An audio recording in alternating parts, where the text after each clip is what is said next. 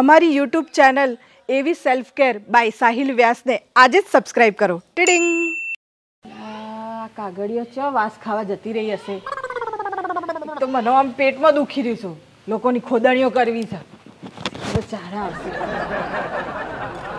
આઈ આઈ કેવું છે મંગુ? આઈ જઈ બધી કાગળિયા. હા, શ્રાદ્ધ ખાઈ ખાઈને સરસ. કુના છાપરે દૂધપાક ખાઈ આવ્યો? હા, કોઈ સાપરે દૂધપાક ખાવા નતા જ્યાં. આજ તો તારા તા નાસ્તો ખાવાનો છે.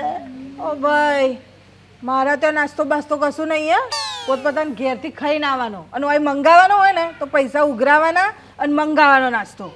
બાકી હોય કશું નહીં મળે. અરે મંગુ, તું તો જબરી કંજૂસ ને. અમારા ઘરે ખાવું હોય તો ચપડ ચપડ આવીને ખાઈ જાય છે. એને કંજૂસ ના કહેવાય, એને ચાલાક કહેવાય. હા પડી. હા, હવે જો ટાઈમ ઓછો છે અને ખોદણીઓ વધારે કરવાની છે તો હવે કોની ખોદણી કરવી છે? આપણે રમલીની કરીએ. એટલે કાલે જ તો કરી હતી એની ખોદણી. જેટલી બધી ખોદણી કરી, આ ખાડે ખાડા કરી નાખ્યા આપણે એની ખોદણી કરીને. તો હવે કોણ કરીશું? એક કામ કર, આપણા હો ના ધણી ની કરીએ. આ સારો આઈડિયા લાવી લે. આ છે ને, આ ધણીની ખોદણી છે ને, આ મીટિંગો પતી જાય પણ ખોદણી ના પતે. હેડ તાર તું તારા વનનું કે હેડ. તમારા પતિને પતિ દેવ કહું છું. લ્યો, હું કે છે પતિ માર દેવ છે. આ મને જોઈને લાગે છે કે આ એને પતિને દેવ માનતી હશે. મંગુ પતિ હોય ને એટલે એને દેવ જ કહેવાય. અલા ભાઈ, દુનિયાની નજરમાં દેવ કહેવા પડે. બાકી કોઈને માને છે દેવ? કોઈ એને ના માને કોઈ દેવ. પણ આખી દુનિયા પતિ દેવ કહે છે તો આપણે પતિ દેવ જ કહેવું પડે ને. એ તો કહેવા માટે. બાકી દેવ કોને કહેવાય? જે પ્રજા ઉપર હંમેશા પ્રસન્ન રહેતું હોય ને એને દેવ કહેવાય. આ તને જ પૂછું હેડ ને, આ તારો વર તારા ઉપર હંમેશા પ્રસન્ન રહેશે? એટલે રોજ પ્રસન્ન નથી હોતા, પણ કોક વાર પ્રસન્ન હોય છે. કોક વાર હોય ને તો એને દેવ ના કહેવાય. દેવ તો હંમેશા પ્રસન્ન હોય એને દેવ કહેવાય. તું જ કહે છે ને કે તારો વર આ કોક વાર જ પ્રસન્ન હોય છે. આ જ્યારે પ્રસન્ન ના હોય તાણે શું કરે છે? ઝઘડો કરે છે ને. એ તો પતિ પત્ની વચ્ચે તો ઝઘડા થાય. પછી શું કરે છે? પછી ડાચું ચડાઈને ફરે છે. લો, તે જ જવાબ આપી દીધો. આ દેવ હોય એ ડાચું ચડાઈને ફરે? ના ફરે. એ તો હંમેશા પ્રસન્ન જ રહે. પણ આ બધા દેવ કે છે તો પતિને તો પતિ દેવ જ કહેવાય ને. ભાઈ તું તો બોલીશ જ નહીં. આ તારા વર જોડ તું 2 મહિનાથી હાડી માંગુ છું. લઈ આલી? ના. લઈ આલી? પૈસા આલ્યા? ના. તે હેનો દેવ? દેવ તો કુના કહેવાય? માગે આલુ. આને કહેવાય દેવ. આ દેવ કહેવાય? 2 મહિનાથી કહે છે હાડું નહીં લઈ આલતો. આને દેવ ના કહેવાય. પણ મંગુ, આ બધાય દેવ દેવ કરે ને એટલે આપણે એને દેવ કહેવો જ પડે. એટલે તમે દેવ જ માનો છો એમ ને? આ તમારા ભાઈને કેટલા વર્ષ થયા? 40. લગ્ન થઈ ગયું ને? ના બોલ. વઢા ફરે છે ને? આ તમારા હસબન્ડને કીધું તું તમે કે એમના માટે સોડી હોતો? કેટલી વાર હોધી? તો હેના દેવ? દેવ કોને કહેવાય? કમ તથાસ્તુ કહે ને તો સોડીઓની લાઈન થઈ જાય, લાઈન. આને દેવ કહેવાય? હા, વઢો મરશે તમારે ભાઈ, વઢો. મંગુ, તારી આ વાત તો સાચી. હું તો સાચું જ કહું છું. આ દેવ કોને કીધા? જે દશા આપણી સુધારે એને દેવ કહેવાય. આ તો દશા બગાડે આપણી.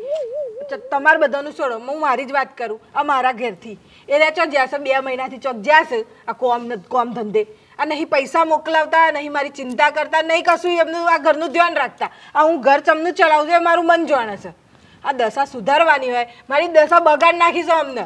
અમને દેવ કહેવાય? દેવ તો દશા સુધારે. પણ એ બધું તો બરાબર મંગુ, પણ આપણા કરતા આપણા પતિ બુદ્ધિશાળી જ્ઞાની વધારે. હો, એના બુદ્ધિશાળી ને જ્ઞાની. આ ઘરવાળાઓને છે ને આપણે આ માર્કેટ મોકલ્યા ને શાક લેવા, તો દૂધી લેવા મોકલ્યા હોય ને તો બટાકા લઈને આવે, બટાકા લેવા મોકલ્યા ને તો ડુંગળી લઈને આવે. અને કીધું હોય કે 100 ગ્રામનો 500 ગ્રામ લાવજો, તો ના, આ તો 2 કિલો ને 3 કિલો લાવશે. 20 રૂપિયા હાલવાના હોય ને તો 40 રૂપિયા હાલશે. ચમકા પેલી હોય ને શાકવાળીઓ, એની જોડે લાલા લપુડા કરવા મળે ને એટલે. આ બુદ્ધિશાળી ના કહેવાય, ઘર ખોયા કહેવાય. અરે મંગુ, શાક બાક તો ઠીક છે, પણ બુદ્ધિશાળી છે એટલે તો પૈસા કમાઈ લાવે છે. લા હજી અને બુદ્ધિશાળી અલા બુદ્ધિશાળી હોય તો એ લગ્ન કરે? ના કરે. આપણા જેવી નાગણીઓને કોઈ પાડે? અરે લગ્ન કર્યા વગર આમ પેલા મરદ મુછાડાની જેમ ફરતા હોય, હગા બાપનું ના વાપરતા હોય, અને જેવા લગ્ન કરે ને એટલે બકરી બની જાય. તો બુદ્ધિશાળી કોણ થયું? આપણે. આ 6 ફૂટના આદમીને આપણે બકરી બનાવી દઈએ છીએ, તો બુદ્ધિશાળી એક આપણે. આખી દુનિયાની પંચાયત કર્યા વગર તું જ કે આ પતિને શું કહેવાય? હવે આ મુદ્દાની વાત કરી. આ પૂછો તો હું કહું ને કે આદમીને કહેવાય હું. હા તો શું કહેવાય પતિને? તું જ કે. પતિને કહેવાય વનસ્પતિ.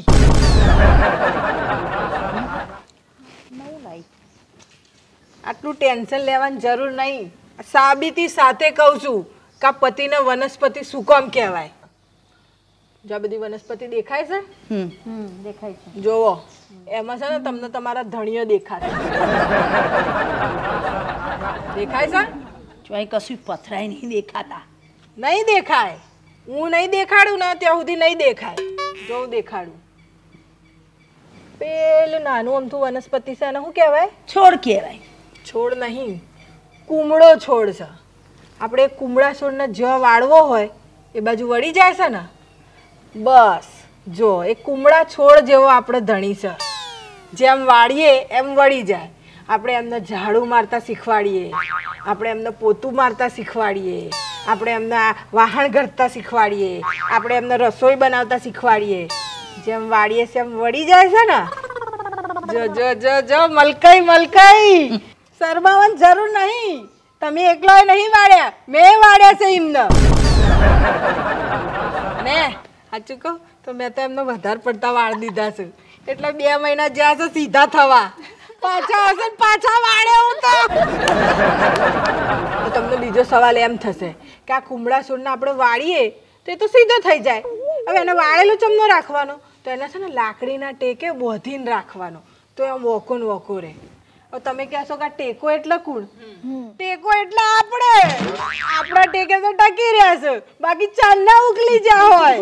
હા હા મંગુ, તારી એ વાત સાચી. પહેલા મારા પતિ એકલા કમાતા હતા ને તો ઘરનું પૂરું પણ નહોતું થતું, અને પછી મેં પાર્ટ ટાઈમ જોબ કરીને તેમને ટેકો થઈ ગયો. થયો ને ટેકો? કીધું ને મેં કે આપણા ટેકે જે ટકી રહે, બાકી એ ઉકલી જ જાય. મંગુ, આ તે કુમળા છોડની વાત કરી ને, લે આના ઘરવાળાની જ વાત કરું. 50 વર્ષનો થયો તો હજી કુમળો છોડ જ છે. એને કુમળો છોડ ના કહેવાય, એને અલ્પ વિકસિત કહેવાય.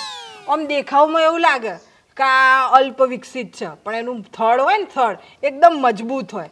જો પેલું જો છે ને પેલું ઝાડ, એને એવું જ છે, કેવું લાગે છે, પણ એનું થડ છે ને કેટલું મજબૂત છે. એમના વર એવા છે અલ્પ વિકસિત.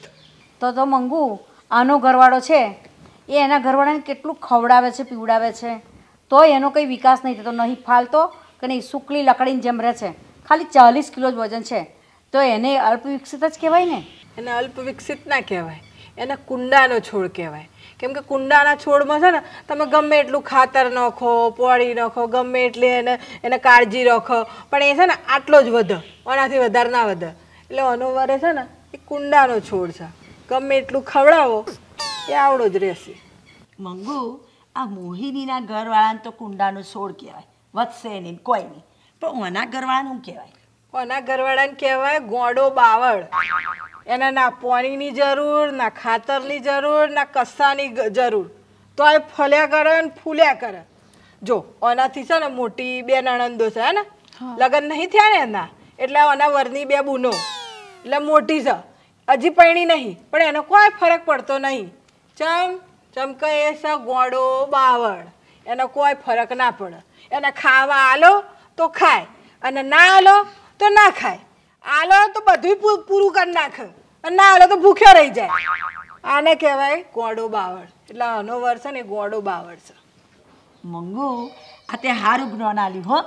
હવે અમે ગમે એનો વર જોઈશું ને તો વિચારીશું કે આ છે વનસ્પતિ કહેવાય. વિચારવાનું, વિચારશો ને તો દેખાશે કે આ કઈ વનસ્પતિ છે.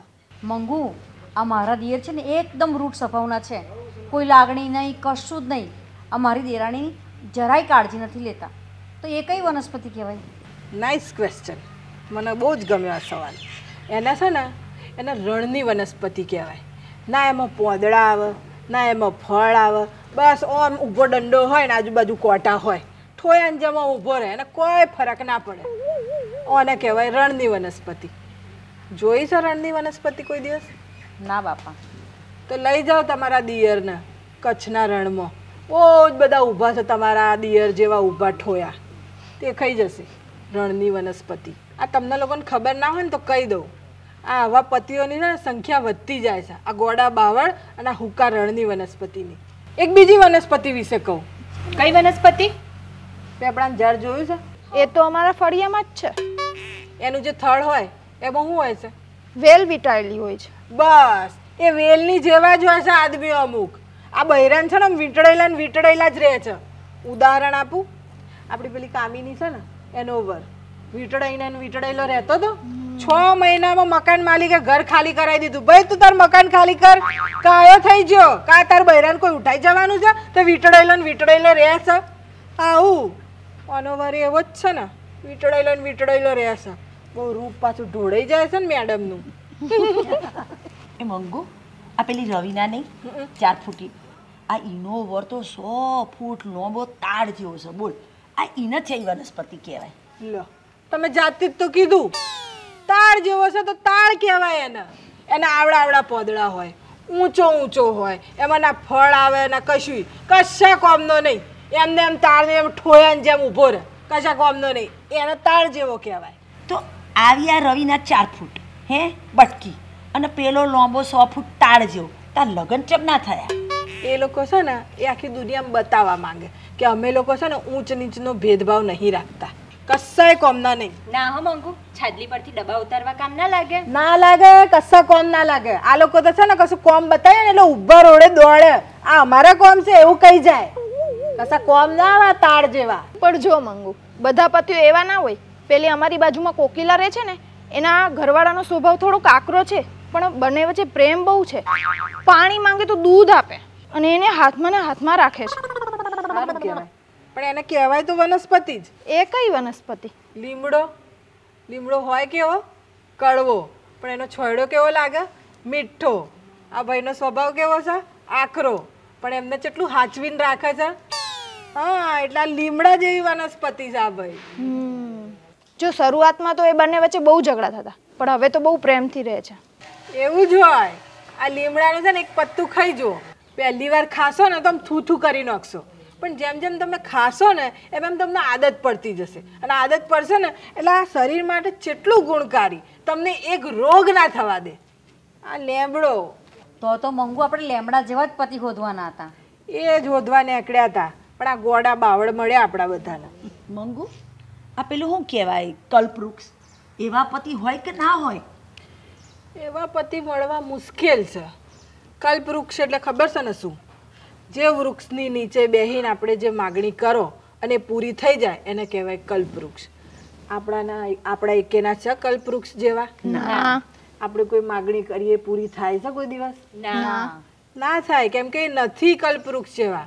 પણ હા, બનાવી શકાય કલ્પવૃક્ષ જેવા. કઈ રીતે? તો માગણી કરતા આવડવું જોઈએ. લાગ જોઈને માગણી કરવાનું. આમ હોકડામાં લેવાના અને માગણી કરવાની, કાગા પાછા થઈ જ ના હક. એટલે છે ને આ કલ્પવૃક્ષ હોય નહીં, આપણે બનાવવા પડે. મંગુ, બધી વનસ્પતિઓ આવી ગઈ, પણ આંબાના ઝાડ જેવો કોઈનો પતિ હોય ખરા? હોય ને, એકદમ મીઠો મીઠો. પણ જેનો વર આંબાના ઝાડ જેવો હોય ને એની બૈરીઓ છે ને આ કોયલ જેવી થઈ જાય. અને પછી છે ને આ ઓબાના ટોચ ઉપર બેહી અને કૂ કૂ કૂ કૂ કરીને પેલાનું દિમાગ ખરાબ કરી નાખે. અને પછી છે ને ઓબા ઉપર શું આવે? કેરીઓ. અને આ કેરી ખાવી હોય ને મીઠી મીઠી તો શું કરવું પડે? પહેલાં કેરીઓને આમ પાકાવા દેવી પડે અને પછી છે ને આમ ધીરજ ધરવી પડે. પણ આ કોયલ છે ને એ કોયલ છે, એનામાં ધીરજ ના હોય એટલે કાચી ને કાચી કેરીઓ ખાવા માંડે અને પછી આ ઓબો થઈ જાય ઠોયા જેવો. પછી આપણી કોયલો કહે છે કે આ કેરીઓ તો ખાટી છે. એટલે ખાટી જ હોય ને એને પાકવા તો દો તો મીઠી થાય. બાકી ઓબા જેવા વર હોય પણ આ કોયલો છે ને એ ઓબાનો ઓબો રહેવા જ નહીં દેતી. મંગુ, હા, આંબા જેવો પતિ હોય એનો ઓળખો કઈ રીતે કે આંબા જેવો પતિ છે? નાની ઉંમરમાં ઘયડો દેખાતો હોય ને એટલે સમજી લેવો કે આ ઓબો. આ કોયલો છે ને કાચી કેરીઓ ખાઈ ખાઈને છે ને ઠોયા જેવો કરી નાખ્યો, એનો ઓબો કહેવાય. ગમ્યું? ગમ્યું હોય તો લાઈક કરજો, શેર કરજો ને સબસ્ક્રાઈબ કરજો. અને તમે કહેજો કે આ તમે કઈ વનસ્પતિ છે તમારા ઘરમાં, હા ને? એટલે હું બેહી રહ્યા છો તમે લોકો? હે, ઓય કોઈ નાસ્તા પાણી નહીં મળવાના. પહેલાં જ કહી દીધું તું નાસ્તો પાણી કરવો હોય ને તો પૈસા ભેગા કરીને મંગાવવો પડશે, બરાબર? જાઓ હેડો તમારા ઘેર અને તમારા પોતપોતાના વનસ્પતિઓનો ખાતર પાણી નાખ્યા હો હેડો. મારા વનસ્પતિ તો ગયા છે 2 મહિના માટે બહાર, એટલે મારે કશું ચિંતા નહીં. હેડો ઉપડો. ચાલો ચાલો ચાલો હેડો ઘરે જઈએ.